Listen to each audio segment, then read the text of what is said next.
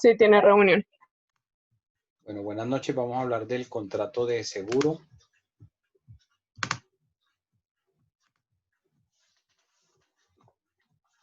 ¿Ya tuvieron acceso al foro de hoy, de la clase de hoy?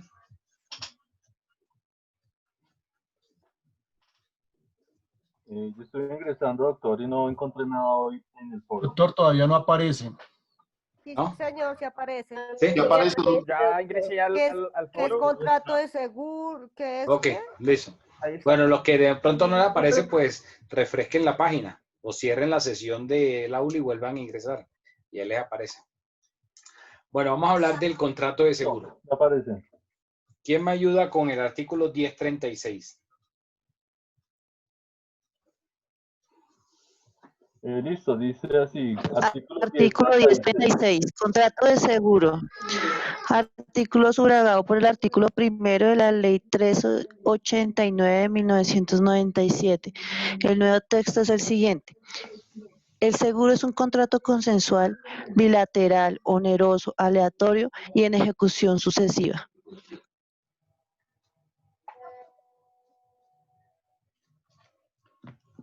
Bueno, entonces, no es una definición como tal de lo que es el contrato, sino más bien habla de las características del contrato de seguro.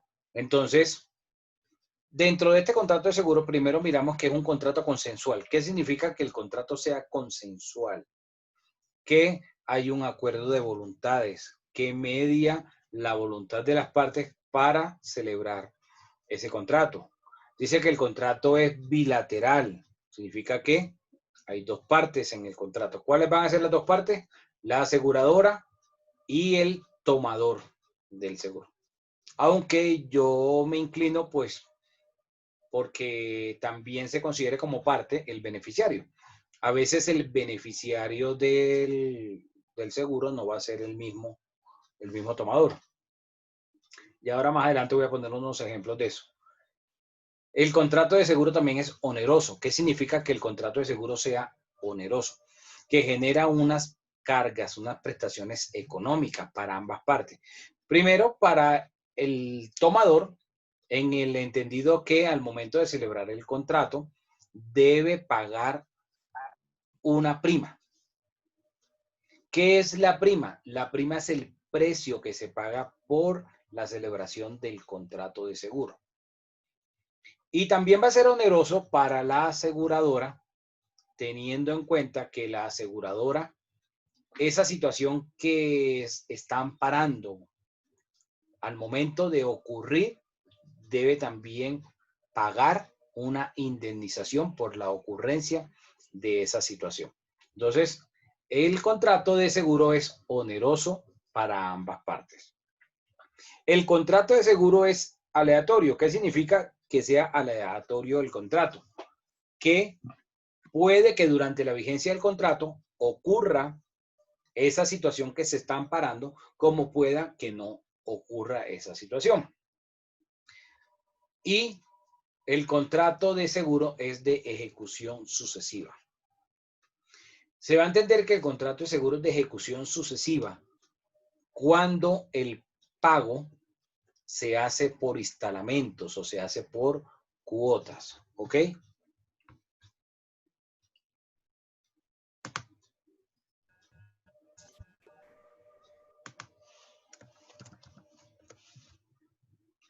¿Alguna pregunta hasta acá?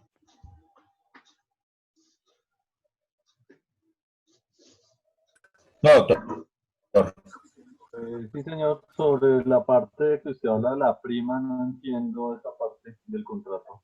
La prima es el pago, el precio. Vamos a mirar ahorita más adelante un artículo donde dice que una vez se celebra el contrato, se pide una póliza por parte de la aseguradora y el tomador del seguro debe pagar un precio por ese contrato de seguro que está tomando. Ese precio se llama prima. Ah, listo, gracias. ¿Ok?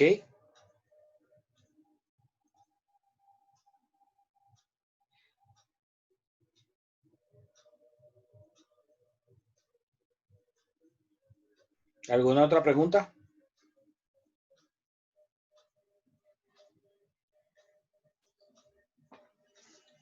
Bueno, vamos a mirar que el contrato 1037 nos habla de las partes en el contrato de seguro. Maecha, ¿me puedes ayudar leyendo el 1037? Sí, señor. Dice sí, artículo 1037. Partes en el contrato de seguro. Son partes del contrato de seguro. Primero, el asegurador, o sea, la persona jurídica que asume los riesgos, debidamente autorizada para ello, con arreglo a las leyes y reglamentos. Y segundo, el tomador, o sea, la persona que obrando por cuenta propia o ajena traslada los riesgos. Entonces, ¿quién es el tomador? El tomador es esa persona que considera que hay un riesgo de que le pueda ocurrir una situación y contrata el seguro y traslada ese riesgo a la aseguradora. Ese es el tomador. Y la aseguradora o asegurador es la persona jurídica que se va a encargar de asumir la ocurrencia de ese riesgo. ¿Y cómo lo va a asumir? Con unas obligaciones que adquiere, como por ejemplo el pago de una indemnización o de una suma de dinero. Además de otras situaciones que pueden desprenderse dentro de las obligaciones que adquiere en la póliza. Entonces, la aseguradora va a ser siempre una persona jurídica. La norma no lo dice, pero las aseguradoras son sociedades del tipo anónimas.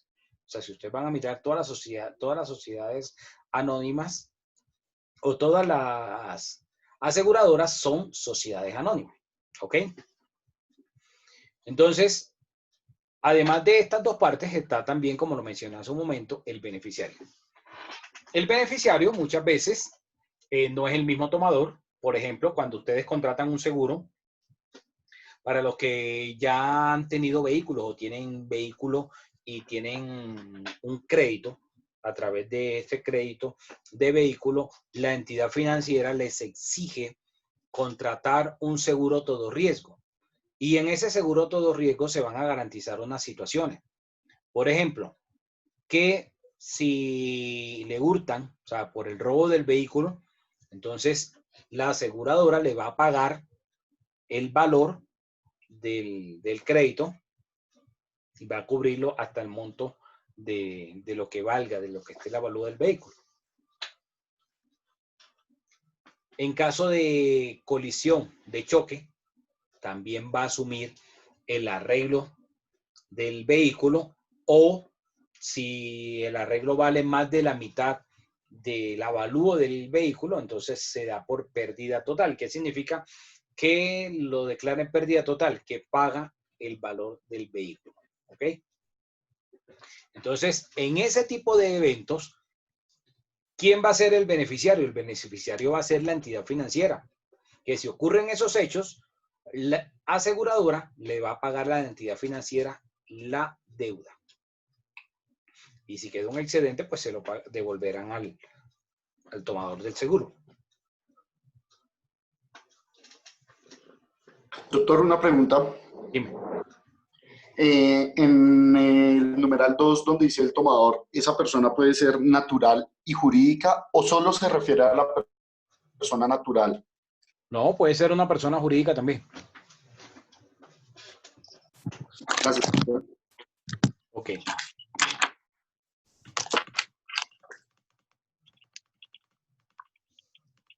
El artículo 1040. ¿Quién me ayuda con el artículo 1040? Dice beneficiario. El seguro corresponde al que lo ha contratado toda vez que la póliza no exprese que es por cuenta de un tercero. Artículo 1040. ¿Qué significa eso? Que si quien está tomando el seguro no indica que el beneficiario, quien va a recibir, digamos, la indemnización es un tercero, el beneficiario va a ser el mismo tomador. Eso es lo que menciona esa norma. A veces cuando ustedes van a contratar un seguro, el asesor de seguros le dice a ustedes que va a colocar como beneficiario los herederos. Pero la norma no dice en ninguna parte que los beneficiarios deban ser herederos. No dice eso. O sea, el beneficiario puede ser la persona que estime el tomador del seguro. Puede ser cualquiera. No necesariamente hay que aplicar ahí las reglas del derecho sucesoral.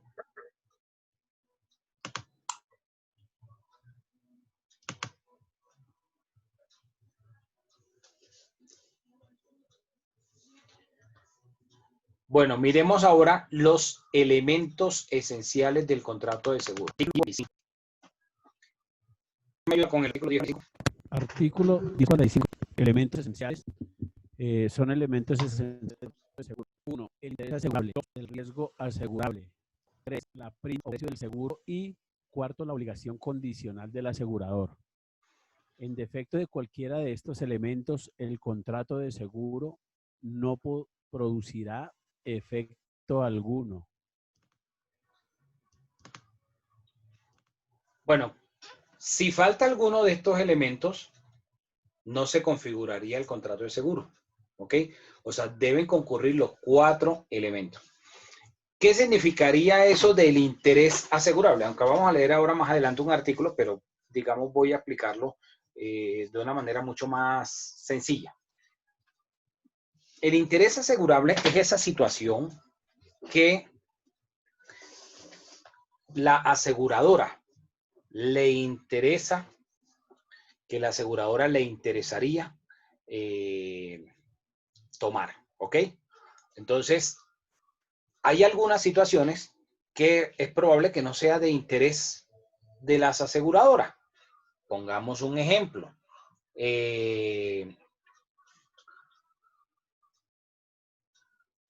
Digamos que puede ser de interés de la aseguradora garantizar el hurto de un vehículo. ¿Sí? Que si ocurre esa situación, entonces la aseguradora paga el valor del vehículo, haciendo la previa deducción, el deducible, que la costumbre mercantil es del 10%. Entonces, eso le genera el interés a la aseguradora para cubrir, para amparar ese tipo de situaciones. Pero hay otras situaciones, digamos, que pueda que no le generen ese interés. Digamos, ninguna aseguradora en Colombia le genera interés asegurar, por ejemplo, el rostro de Amparo Grisales, ¿sí? De que le paguen una indemnización si le salen arrugas o ese tipo de cosas. Ninguna aseguradora tiene ese tipo de interés, por lo menos en Colombia.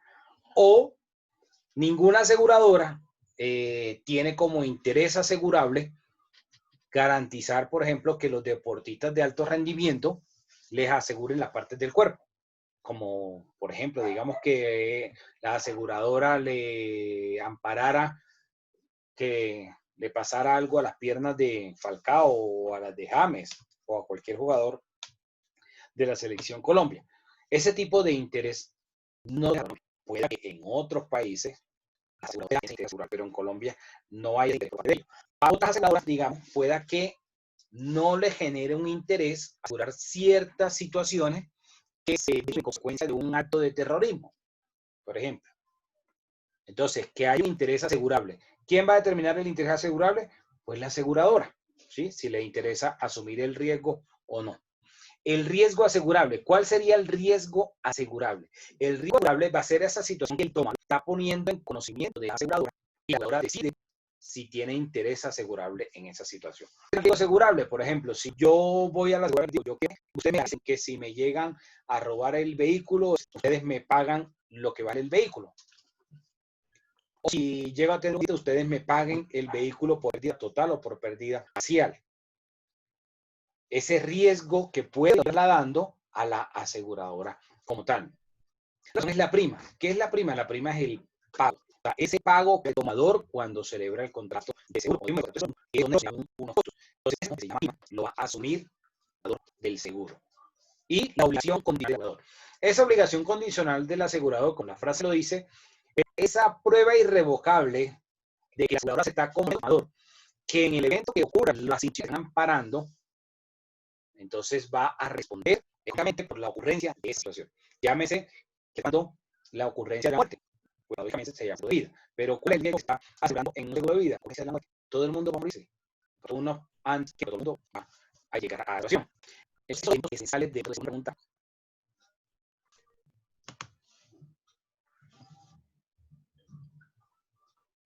Profe, no entiendo una parte. La prima viene a ser entonces lo que la aseguradora le paga al beneficiario o tomador. Lo que le cobra. A lo que le cobra. A lo que uno paga, por ejemplo, cuando toma la del carro, que paga uno por decir 800.000 pesos. Exacto. Es eso. Ah, bueno, profe, gracias. Doctor, o sea que es como el deducible, ¿en seguro?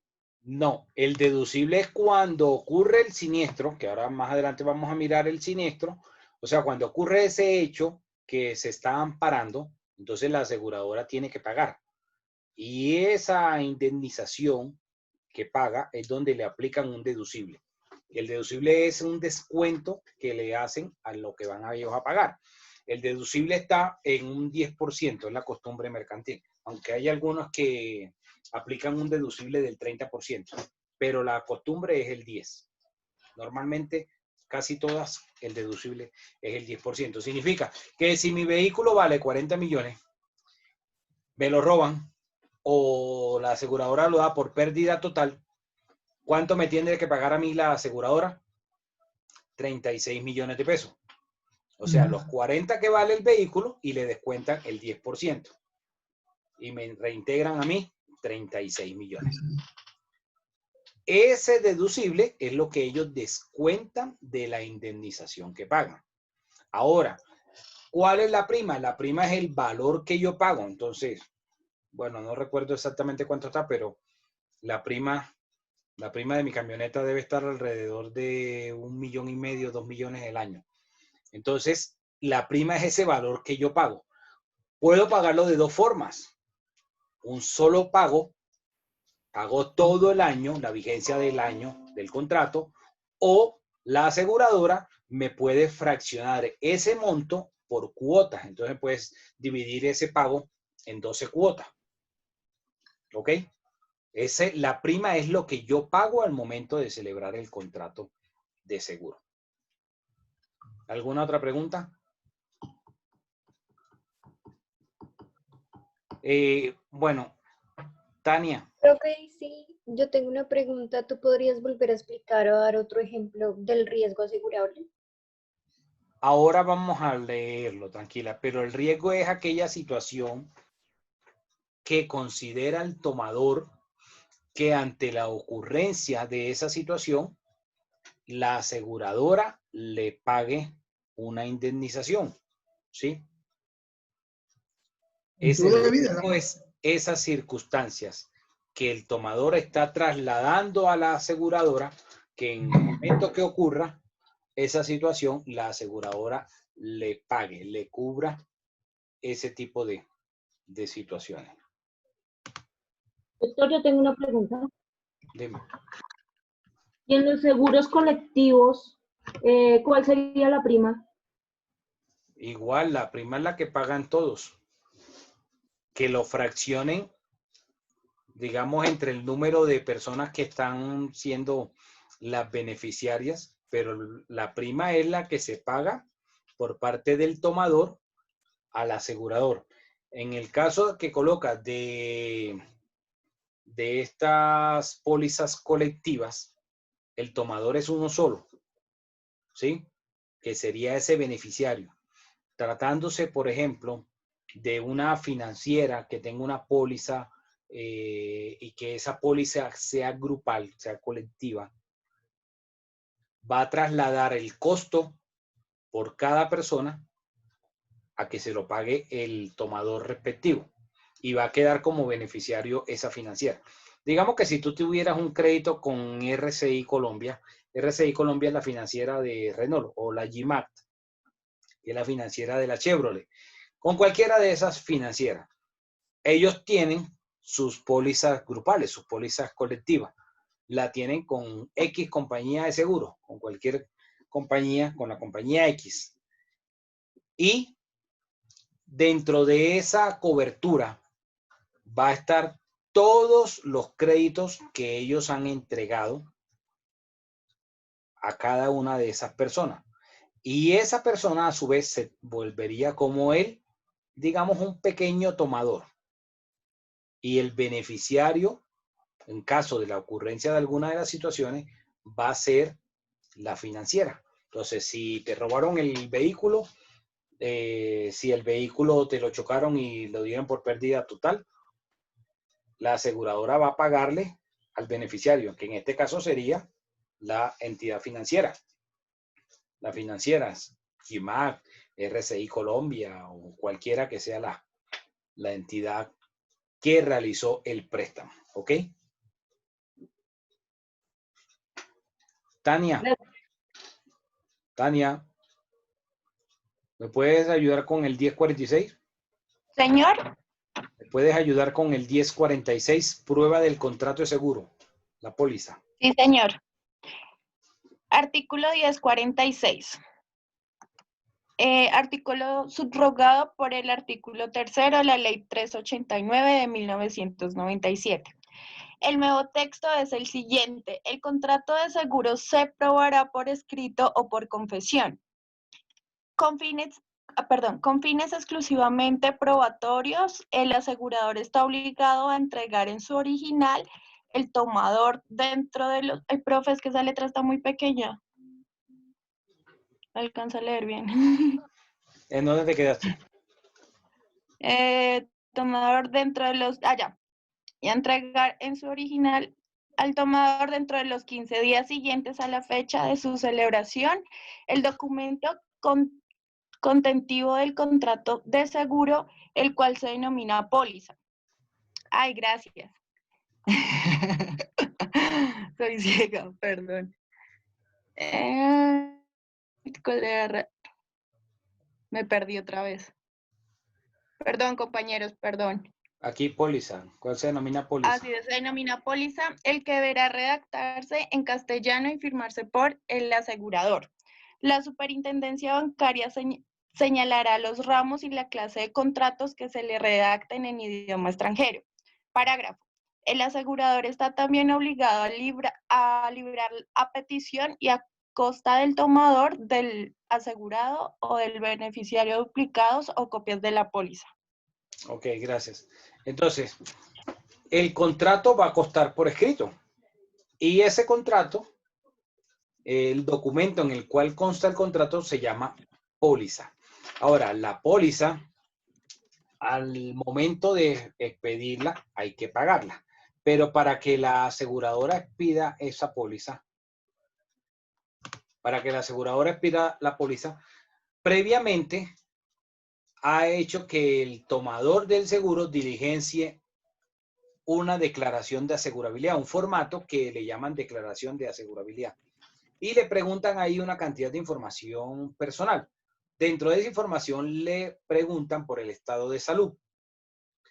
A veces, algunos asesores de seguro cometen ligerezas en el momento de esta, digamos, asesoría. Le preguntan a veces a la persona que si ha sufrido de algo grave. Cuando le dicen a una persona que si ha sufrido de algo grave, pues se imagina, algo grave puede ser cáncer, SIDA, ¿sí? Pero a veces el catálogo de preguntas, es decir, sea muy amplio. Entonces, por ejemplo, le preguntan que si ha sufrido dolores musculares. De pronto uno piensa, bueno, los dolores musculares no son graves. Pero dentro de la terminología médica que aplican y que conocen las aseguradoras, hay un término que se llama la fibromialgia. Y la fibromialgia son esos dolores asociados a los músculos. Entonces, cuando la persona en su declaración de asegurabilidad, es decir, al momento de diligenciar ese formato, colocó a todo que no, y después el día que le ocurrió el siniestro, es decir, de aquella situación que estaba amparándose, van a empezar a revisarle con todo. ¿Sí? Van a revisar con lupa. O sea, pareciera que tuvieran incluso unos investigadores del FBI, del Federal Bureau of Investigation. O sea, encuentran hasta en la historia clínica que en tal época sufrió de tales dolores musculares o que sufrió de cefalea, o sea, de dolor de cabeza y ese tipo de cosas, y se pegan de ahí para negar el pago de la indemnización. Esa negación está en el artículo 1058 que vamos a leer ahorita. El artículo 1058 habla de la reticencia, y las reticencias son esas declaraciones, digamos, que a veces la persona omite. Cuando está haciendo esa declaración de asegurabilidad, omite alguna información que para la aseguradora era importante y que no se le dijo en el momento de celebrar el contrato. Y era importante porque dependiendo de esa situación, la aseguradora podía tomar dos posiciones. O decir, yo no contrato el seguro con usted por estas situaciones, que usted tiene, digamos, estos antecedentes médicos, o yo le voy entonces a cobrar por estas situaciones que usted me está colocando una prima más alta, un precio más alto, una prima adicional. Y contrato el seguro por un valor más alto. Entonces, esa situación de no manifestar,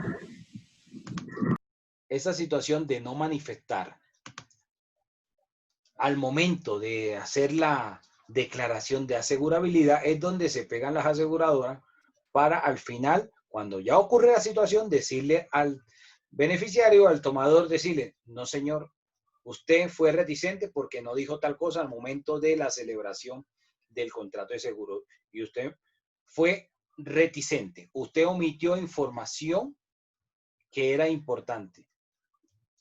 Omitir, no necesariamente decir una falsedad, decir una mentira, sino que omite decir alguna situación. Entonces, ese documento, que esa declaración de asegurabilidad, es lo que va a permitir que la aseguradora haga la póliza. Ahora, esa póliza debe contener una información mínima. Miremos el 1047 que nos habla de las condiciones de la póliza. ¿Quién me ayuda con este artículo? Yo, profe. Ok, Luceli. Dice, condiciones de la póliza. Ya va, Luceli, ya va. Dime, Diego. Doc, una pregunta. ¿Esa figura es la misma figura de cuando una persona se va a afiliar a una EPS y le preguntan o le piden que diga si tiene preexistencias? Sí, algo similar.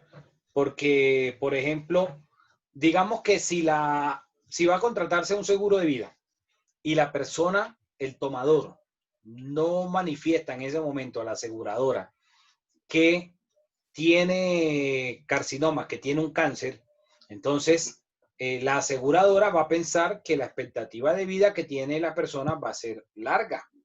Sí, señor. Y que durante la vigencia del contrato de seguro es muy probable que la persona no muera. Pero una persona que tiene una enfermedad catastrófica como esta, el tiempo de vida puede ser menor al de una persona que no tiene ese tipo de situaciones, de enfermedades. Entonces, por eso, ese tipo de omisiones, de no manifestarlo, porque a veces pensamos que esa tal malicia indígena, que es la que nos tiene jodidos, esa malicia indígena, entonces, yo si le digo esto a la aseguradora, entonces la aseguradora no me va a celebrar el contrato de seguro. Pero a veces es culpa también del asesor que está vendiendo el seguro. A veces vivimos en una ciudad de muchos afanes, ¿cierto? Constantemente el tiempo no nos alcanza. Y muchas veces cuando vamos a hacer compras o cuando vamos a hacer mercado, nos parece muy práctico ahí mismo, en ese establecimiento, contratar o comprar un seguro. Cualquiera que sea el seguro. Y muchas veces ese asesor no le dedica el tiempo que merece la persona para explicarle esta situación de la declaración de asegurabilidad. Es decir, la importancia que tiene decir el estado real de la persona. Porque cualquier omisión le va a costar que después la aseguradora no responda.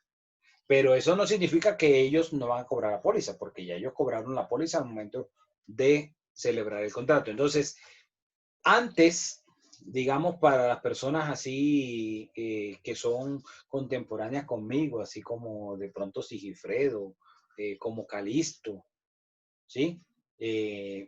Recordarán que antes existían las personas que uno veía que tenían una oficina y decían José Humberto Gómez, corredores de seguros. Entonces ya uno sabía que el doctor José Humberto Gómez podía ir hasta la casa de uno, le dedicaba tiempo, le explicaba todos los pormenores y esa declaración de asegurabilidad era un poco más fidedigna, ¿sí? Y que al momento de que ocurría el siniestro, yo lo único que hacía era llamar al doctor José Humberto Gómez. Doctor José Humberto Gómez, imagínese que me pasó tal situación y él se encargaba internamente ante la aseguradora de todas las gestiones. Pero ahorita cuando ustedes van a Falabella o a cualquiera de estos almacenes de cadena, le venden el seguro, usted paga la póliza y le dicen cualquier situación, llame a la aseguradora, este es el número. Entonces, antes, digamos, quizás sucedía menos que las aseguradoras invocaran la reticencia. Entonces, ese tipo de afirmaciones o de omisiones en las cuales pueda caer el tomador van a influir después al momento de hacer la reclamación del contrato de seguro. Luceli, continúan, 1047. Listo, profe. Dice así. La póliza de seguro debe expresar, además de las condiciones generales del contrato, primero, la razón o denominación social del asegurador. Segundo, el nombre del tomador. Tercero, los nombres del asegurado y del beneficiario o la forma de identificarlos, si fueren distintos del tomador. Cuarto, la calidad en que actúe el tomador del seguro. Quinto, la identificación precisa de la cosa o persona con respecto a los cuales se contrata el seguro. Sexto, la vigencia del contrato con indicación de las fechas y horas de iniciación y vencimiento o el modo de determinar unas y otras. Séptimo, la suma aseguradora o el modo de precisarla. Octavo, la prima o el modo de calcularla y la forma de su pago. Noveno, los riesgos que el asegurador toma a su cargo. Décimo, la fecha en que se extiende y la firma del asegurador. Y 11, las demás condiciones particulares que acuerden los contratantes. Parágrafo. Parágrafo subrogado por el artículo 2 de la Ley 389 de 1997. El nuevo texto es el siguiente. En los casos en que no aparezca expresamente acordadas, se tendrán como condiciones del contrato aquellas de la póliza o anexo que el asegurador haya depositado en la superintendencia bancaria para el mismo ramo, amparo,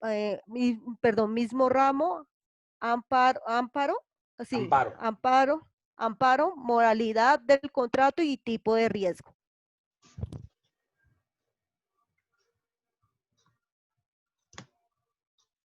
Entonces, esta es la información mínima que va a establecerse en el contrato, ¿ok? En la póliza.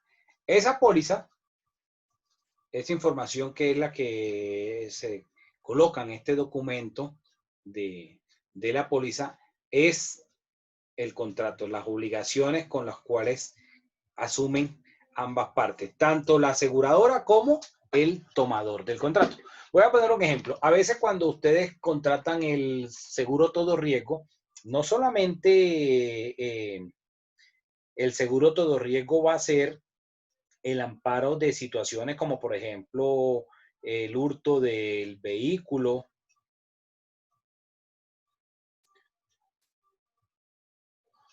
como por ejemplo el hurto del vehículo o un choque, ¿sí? Una colisión, sino que también le ofrecen dentro de esas obligaciones que adquiere la aseguradora, por ejemplo, que le colocan como 3 o 4 eventos al año de conductor elegido. Entonces le dicen, bueno, si usted va a tomar, acuérdese que no puede llevar el carro, y si lleva el carro puede llamar a la aseguradora y la aseguradora le coloca un conductor elegido y que debe llamar mínimo, creo que está entre 4 y 6 horas el rango de anticipación a cuando usted quiere que lo recojan. Entonces, esas son obligaciones adicionales que asume la aseguradora.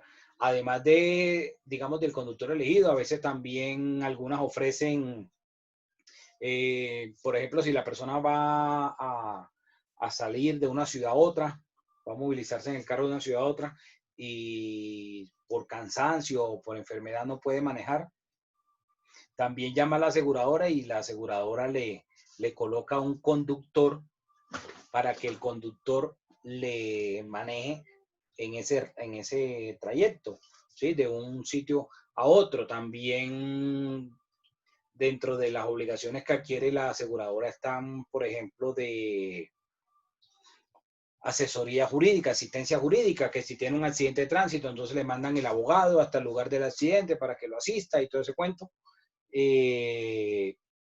También a veces dentro de esa póliza las aseguradoras colocan, digamos, que tiene derecho a una grúa por si tiene un accidente en carretera, puede llamar y le proporcionan la grúa dentro de las obligaciones que tiene la aseguradora. Todas esas situaciones van a quedar plasmadas ahí en la póliza de seguro. El 1048, pues dice qué documentos adicionales hacen parte de la póliza. Dice, hacen parte de la póliza la solicitud de seguro firmada por el tomador y los anexos que emitan para adicionar, modificar, suspender, renovar o revocar la póliza. Parágrafo, el tomador podrá en cualquier tiempo exigir que a su costa el asegurador le dé copia debidamente autorizada de la solicitud y de sus anexos, así como de los documentos que den fe de la inspección del riesgo. Entonces, a veces se va a tomar ese todo riesgo del vehículo y le realizan un peritaje. Entonces, hacen una inspección al vehículo y esos documentos adicionales de la revisión del vehículo también van a ser parte integral de la póliza, ¿ok? De la póliza de seguro. Miremos el 1054 que nos habla de la definición de riesgo. A ver, doctor José Humberto Gómez, el 1054. Doctor Lario, buenas noches, sí señor. Artículo 1054.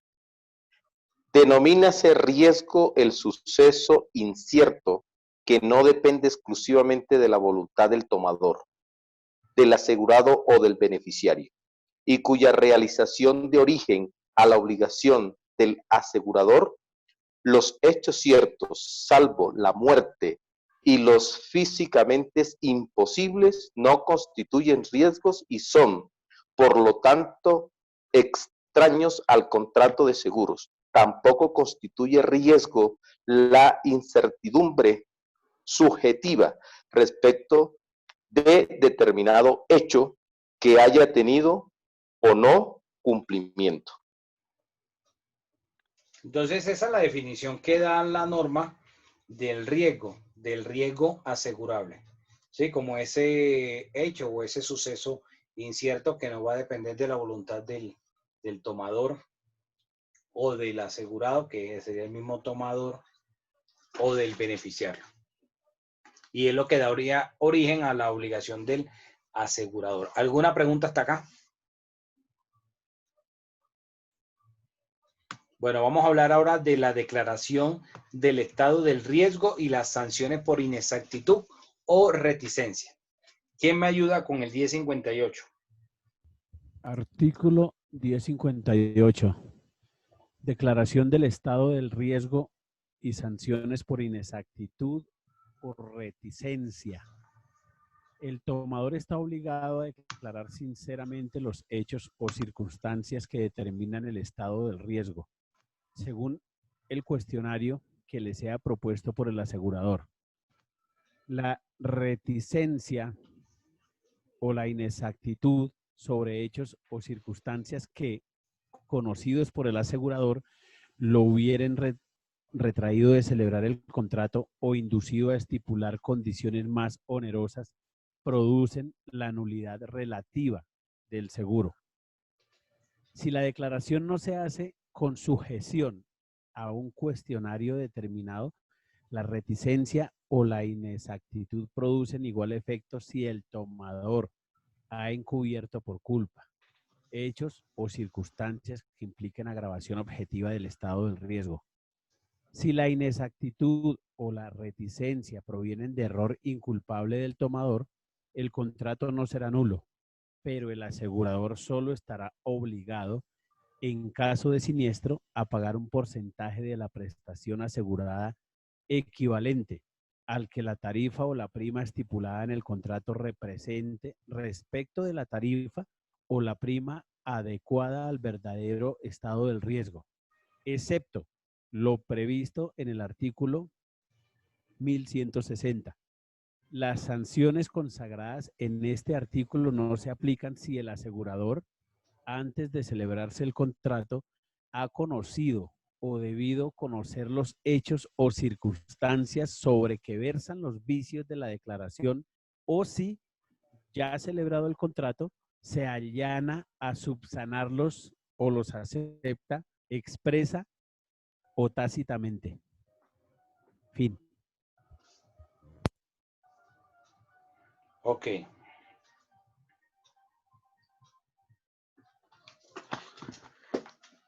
Bueno, entonces, miremos que, a ver, entonces dijimos que en esa declaración del estado del riesgo, el tomador debió haber dado una información. Entonces, si esa información, parte de la información la omitió, pues podría la aseguradora ampararse en esa situación para decir que hay una nulidad relativa del seguro, del contrato de seguro, y como consecuencia abstenerse de pagar.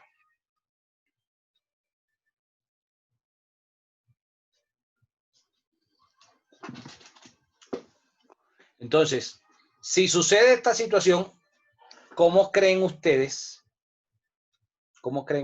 que la persona tomadora del seguro podría discutir ese planteamiento de la aseguradora?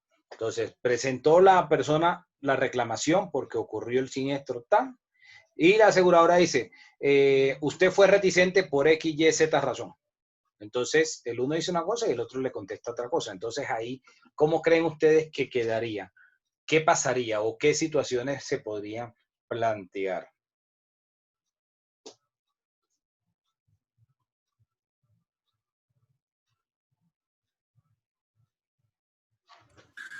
Doctor, la aseguradora pues está en la obligación de verificar la información que recibe del tomador, del asegurador, del asegurado.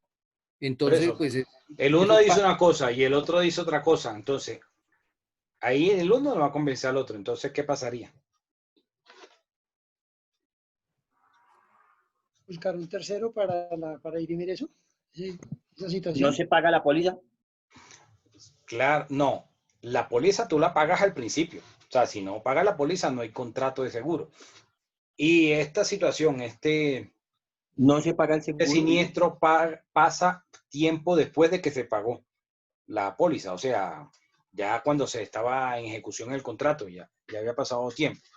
Entonces, pues, ¿qué le queda al tomador del seguro? Pues acudir ante el juez civil y presentar un proceso, una demanda, a través del proceso verbal declarativo para que sea el juez quien se pronuncie sobre la validez del contrato de seguro. Entonces el juez al final diga, bueno, tiene la obligación de responder la aseguradora o por el contrario, tiene razón la aseguradora y el tomador al momento de celebrar el contrato omitió información que era importante para la ejecución del contrato, ¿sí? O para la celebración del contrato.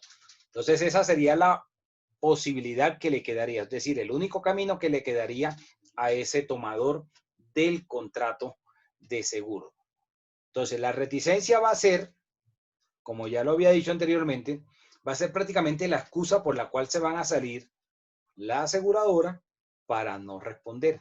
Yo decía, es que usted omitió tal información. Entonces, como usted omitió esta información es importante para mí como aseguradora. Porque si usted me hubiera dado esa información, entonces yo le hubiera cobrado una prima mucho más alta o yo no hubiera contratado el seguro con usted. Yo no hubiera amparado ese riesgo. Entonces, esa es la situación por la cual ellos normalmente se salen. O sea, van a tratar de buscarle la comba al palo, el quiebre por donde sea, al reclamante, al beneficiario del seguro para tratar de no pagar. ¿Alguna pregunta hasta acá? Doctor, una pregunta. Ajá. Si llegado el caso que él ha reclamado ya el seguro y se dan cuenta de que él pues, omitió a alguna enfermedad o eso, ¿él tiene que devolver ese dinero? ¿O por medio de la demanda tiene que? Cuando la aseguradora paga, ahí ya muere el tema, ¿sí? Al menos que de pronto, digamos, se demostrara que indujo en error, que había un vicio del consentimiento al momento de celebrarse el contrato de seguro, y ahí sí haya lugar a que se declare la nulidad y la devolución de la suma recibida a través de una sentencia judicial. Pero una vez la aseguradora reconoce y paga, ahí ya murió el tema. O sea, normalmente no se van a poner a investigar nada después. La investigación la hacen previa y la investigación la hacen para negar. Muchas veces. Gracias. Doctor, tengo una pregunta. Respecto a este artículo, podemos colocar el ejemplo cuando se roban el autorrobo, por llamarlo así, de un carro. Por ejemplo, usted se autorroba su camioneta, va y la reclama al seguro, pero entran como en esa disputa a comprobar si fue un robo legítimamente o fue un autorrobo. Lo veo como de esa manera, no sé si estoy equivocado. Bueno, digamos que en el caso del hurto del vehículo, lo menos que hace la aseguradora, porque vamos a ver un artículo más adelante, donde hay un plazo para que el tomador del seguro, el asegurado, ponga en conocimiento de la aseguradora la ocurrencia del siniestro. O sea, tiene que ser dentro de los 3 días siguientes. Me robaron el carro, tengo 3 días para ponerlo en conocimiento de la aseguradora. Entonces, lo pongo en conocimiento de la aseguradora. La aseguradora de una vez no es que me va a girar un cheque. No, me va a decir, venga, reláteme cómo pasaron los hechos. ¿Dónde estaba usted? ¿El carro lo manejaba usted? ¿Lo manejaba otra persona? ¿Quién? ¿Por qué lo manejaba? Ese tipo de cosas. Le van a decir, bueno, usted tiene que hacer la reclamación y tiene que, antes de ir a las autoridades, en ese caso vaya a la Fiscalía General de la Nación, formule la respectiva denuncia por hurto, traiga documentación, cosa que va a tomar un tiempo hacerlo, ¿no? Pero ellos no salen de una vez a decir sí o no. Se toman su tiempo. Se toman su tiempo, analizan, revisan la documentación y se pronuncian. ¿Ok? Pero, ¿cuál es la recomendación que yo hago para evitar al momento de hacer una reclamación del seguro que le invoquen el 1058? Que la persona trate de decir lo más ajustado a la realidad, la declaración de asegurabilidad. Es decir, que si tiene dudas, le pregunte al asesor sobre las dudas que tenga en las respuestas que deba colocar.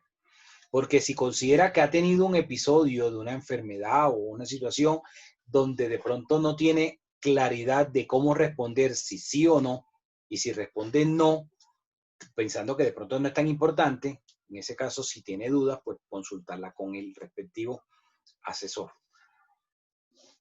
Ha variado, como decía hace un momento, que antes existían esos, digamos, esos corredores de seguro que le vendían a las personas naturales los seguros, ¿sí? Ahorita esos mismos corredores existen, pero están más enfocados a venderle a las personas jurídicas.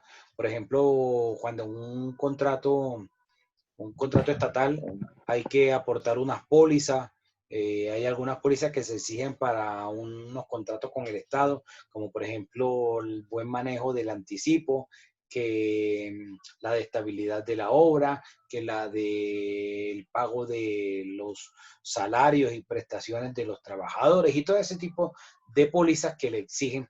Entonces, esas pólizas que se les piden a las personas jurídicas en virtud de un tipo de contrato, eso, sí tienen, digamos, como una asesoría mayor por parte del corredor de seguro, es decir, de esa persona que está siendo el asesor de seguro para celebrar ese contrato. Entonces, digamos que la recomendación es esa. Ante las dudas, pues tratar de, al momento de responder esa declaración, consultar las dudas con el asesor antes de contestarlas. Y no de pronto contestarle de forma rápida a todo que no. Analizar bien cada pregunta sobre esa declaración del estado de salud. Hablemos ahora del pago de la prima. ¿Cuál es la prima? La prima no es la hija de mi tío, ¿cierto? La prima es el precio que estoy pagando por la póliza, por el contrato. Entonces, ¿quién me lee el 1066, perdón? Pago de la prima. Artículo subrogado, espere, no me lo mueva, profe. Artículo subrogado por el artículo 81 de la Ley 45 de 1990. El nuevo texto es el siguiente. El tomador del seguro está obligado al pago de la prima, salvo disposición legal o contractual en contrario. Deberá hacerlo a más tardar dentro del mes siguiente, contado a partir de la fecha de la entrega de la póliza, o si fuere del caso de los certificados o anexos que se expidan con fundamento en ella. Ok. Entonces, según la norma, tengo hasta un mes para pagar la póliza. Me piden la póliza y tengo 30 días. Pero una cosa es eso y otra cosa es, digamos, lo que sucede en la vida diaria, ¿sí? En la cotidianidad. Si yo no soy conocido de ese corredor de seguro, pues me va a exigir que yo pague la póliza inmediatamente. Me va a permitir varios medios de pago. Tarjeta débito, tarjeta crédito, efectivo. Pero la norma aquí permite que el tomador tenga hasta un mes para pagarlo. ¿Qué pasa si el tomador no paga la póliza, el valor de la prima establecida en la póliza dentro del plazo que establece la norma? Incurre en mora. Entonces, al incurrir en mora, el tomador es una causal para que se dé por terminado el contrato de seguro. Miremos el artículo 1067 en lugar del pago de la prima y el 1068. ¿Quién me ayuda con esos artículos? Artículo 1067. Lugar del pago de la prima. El pago de la prima deberá hacerse en el domicilio del asegurador o en el de sus representantes o agentes debidamente autorizados. Artículo 1068. Mora en el pago de la prima. Artículo subrogado por el artículo 82 de la Ley 45 de 1990. El nuevo texto es el siguiente. La mora en el pago de la prima de la póliza o de los certificados o anexos que se expidan con fundamento en ella, producirá la terminación automática del contrato y dará derecho al asegurador para exigir el pago de la prima de vengada y de los gastos causados con ocasión de la expedición del contrato. Lo dispuesto en el inciso anterior deberá consignarse por parte del asegurador en la carátula de la póliza en caracteres destacados. Ok, entonces, el lugar del pago va a ser en el domicilio del asegurador, ¿ok? Y miramos que la mora en el pago, es decir, que si no se paga dentro de los plazos que establece la norma, va a permitirle a la aseguradora dar por terminado el contrato de seguro. Pero la póliza, cuando se pide, puede permitirle que la prima se pague por instalamentos o por cuotas, es decir, que tenga un pago fraccionado. Es decir, la aseguradora puede dividir, permitir que el pago sea por cuotas mensuales. En ese evento, cuando el pago se hace por cuotas mensuales, como el contrato es de trato sucesivo, o sea, cada mes que va a pasar, es como si se celebrara el contrato. ¿Ok? El 1071, ¿quién me ayuda con el 1071? Revocación del contrato de seguro.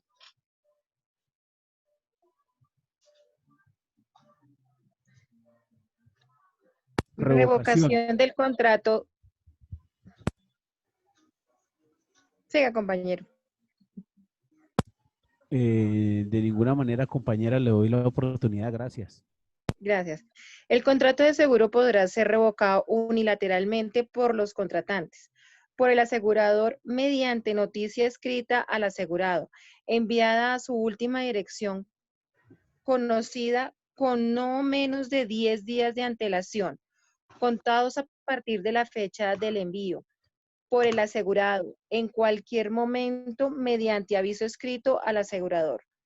En el primer caso, la revocación da derecho al asegurado a recuperar la prima no devengada, o sea, la que corresponde al lapso comprendido entre la fecha en que comienza a surtir efectos la revocación y la de vencimiento del contrato. La devolución se computará de igual modo si la revocación resulta de mutuo acuerdo de las partes. En el segundo caso, el importe de la prima devengada y el de la devolución se calcularán tomando en cuenta la tarifa de seguros a corto plazo. Serán también revocables la póliza flotante y la automática a que se refiere el artículo 1050. Ok, gracias. Entonces, la norma aquí permite que pueda darse por terminado el contrato de seguro de forma unilateral por cualquiera de las dos partes. Y hay una diferencia. Si quien decide dar por terminado de forma unilateral el contrato de seguro es la aseguradora, entonces la ley está diciendo aquí, la aseguradora debe manifestarle por escrito mínimo con 10 días de preaviso, con 10 días de anticipación al tomador, decirle, oiga, voy a cancelar el contrato de seguro.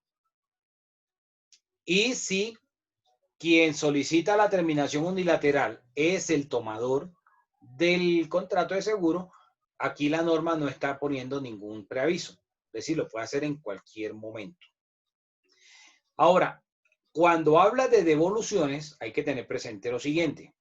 La devolución aplicaría si yo he pagado como tomador el valor completo de la prima. Es decir, al momento que me expidieron la póliza, yo pagué la totalidad de la prima. Me dijeron que la prima valía, por decir un ejemplo, 1.000.000 y yo pagué ese 1.000.000 de una vez completico y la vigencia era 1 año.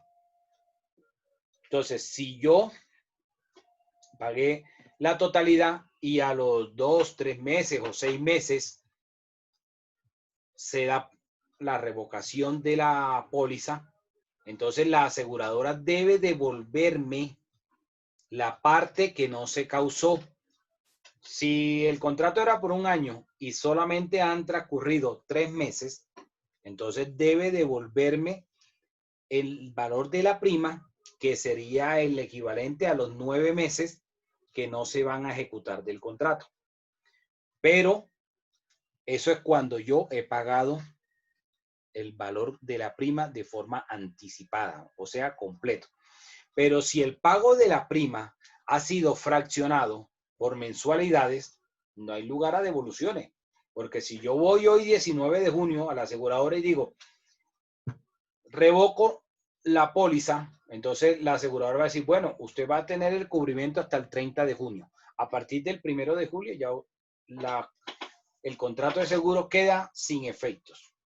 En ese caso no hay lugar a devoluciones. Digamos que si lo hubiera contratado entre el 1 de enero y el 31 de diciembre y voy hoy 19 de junio, les digo, quiero dar por terminado el contrato de seguro y lo estoy pagando mensualmente y en el momento me encuentro al día con el mes de junio, la aseguradora me va a decir, sí señor, listo, lo cancelamos y usted va a tener la cobertura hasta el día 30 de junio.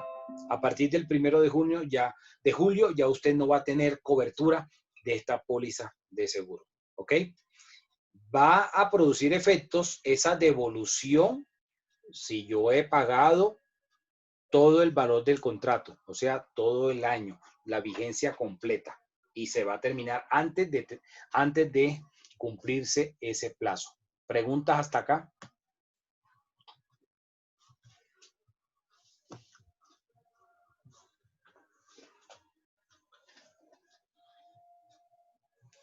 Daniela. Profe. Dime, Flor. Profe, como para terminar la póliza, ¿cómo qué sería un requisito para terminar la póliza? Ninguno. O sea, aquí la norma no está diciendo que debo invocar una justa causa, no.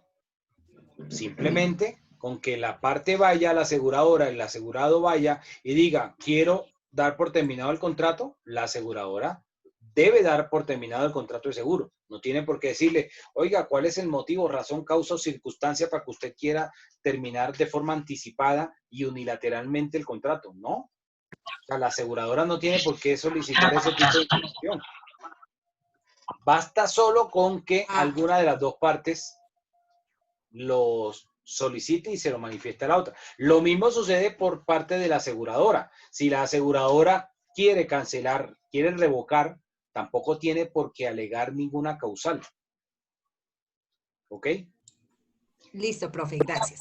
Okay. Doctor Lario, perdón.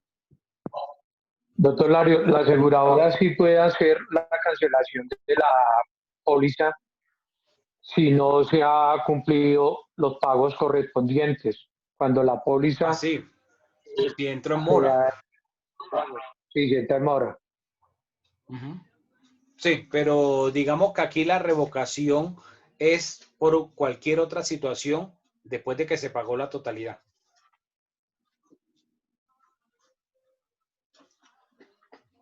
Sí, señor, exactamente. Daniela. Señor. ¿Me ayudas con el 1072? Sí, señor. Definición de siniestro. Se denomina siniestro la relación del riesgo asegurado. La realización. La realización, perdón, sí. Entonces, ¿qué es el siniestro? El siniestro es cuando ocurre esa situación que era lo que se preveía que pudiera suceder. Entonces, ahí hablamos de el siniestro, es decir, cuando ocurre, cuando se materializa ese riesgo asegurable. La materialización es lo que se conoce como el siniestro.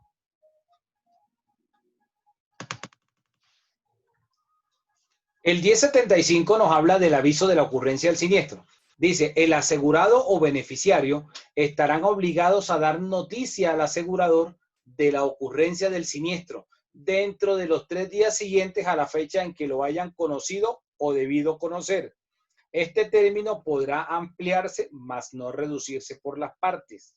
El asegurador no podrá alegar el retardo o la omisión si dentro del mismo plazo interviene en las operaciones de salvamento o de comprobación del siniestro.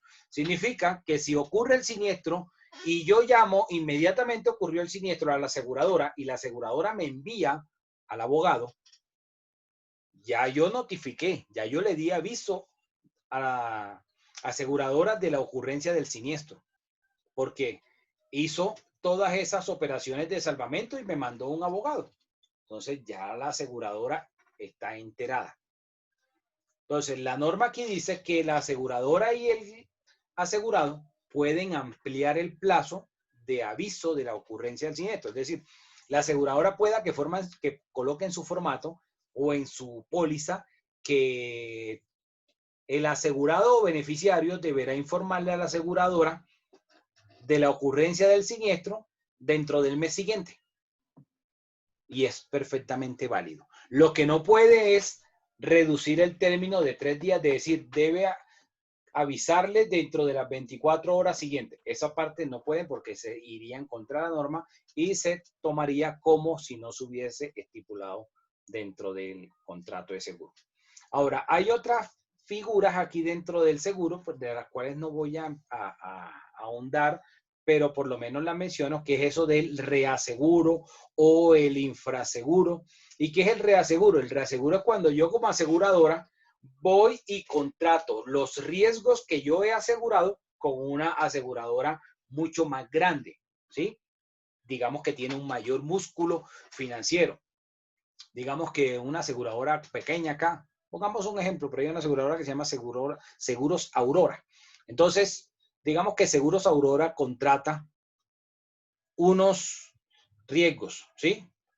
Y ellos, a su vez, esa aseguradora va y hace un reaseguro, o sea, va y busca el cubrimiento de otra aseguradora mucho más fuerte, mucho más grande, por ejemplo, Generali, RSA, Royal Anson Alliance, Liberty o Mapfre o cualquiera de estas aseguradoras que son reconocidas a nivel mundial.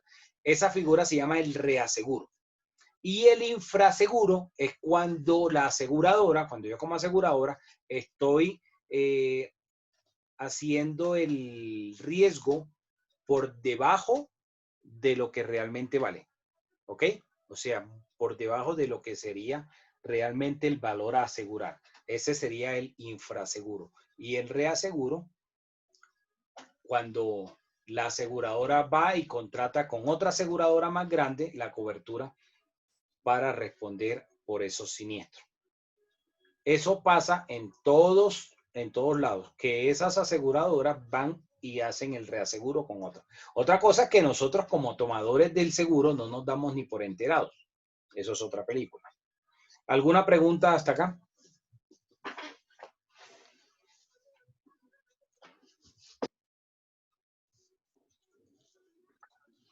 Doctor Larios. Dime. Yo quiero hacer un aporte.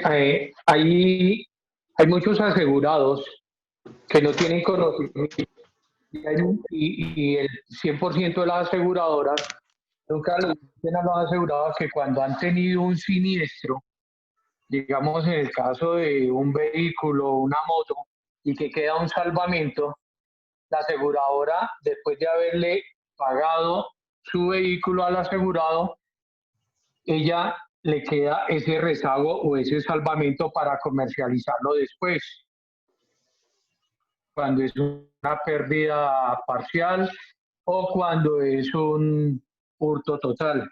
En el hurto total, cuando aparece el carro, cuando es recuperado. El asegurado tiene participación de un porcentaje de la venta de ese salvamento. Eso nadie tiene conocimiento de eso y las aseguradoras sí, nunca lo dicen. Entonces sí es bueno tenerlo en cuenta como para algo ya que se llega a presentar una situación de eso. Ok. Gracias por el aporte. Bueno, ¿alguna duda hasta acá?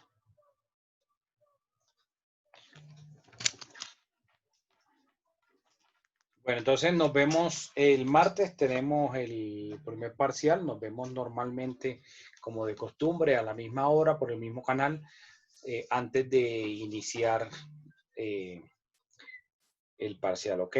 Gracias, doctor. Feliz Feliz fin de noche, semana. feliz fin de semana. Gracias, Doctor. que descanse.